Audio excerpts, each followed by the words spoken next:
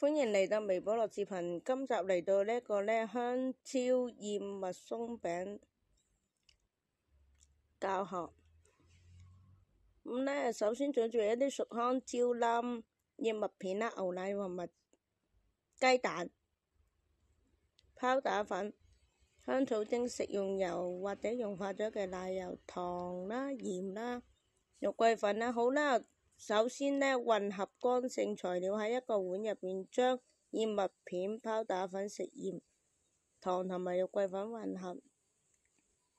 合濕性材料喺盛有香蕉泥嘅碗入邊，加入雞蛋、牛奶、油同埋香草精，充分攪拌均勻。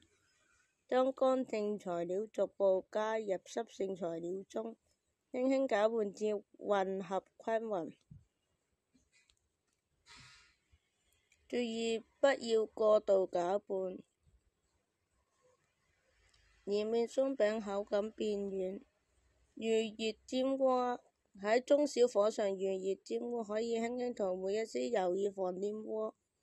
跟住就將適量嘅麵粉，大約1/4杯倒入煎鍋，中火煎約2到3分鐘，或者直到鬆餅邊緣開始變乾，底部呈金黃色，然後翻面再煎1到2分鐘，直到熟透。結束鬆餅，繼續煎剩餘嘅麵碗。餅乾會需要放在保溫嘅盤子，享用可以。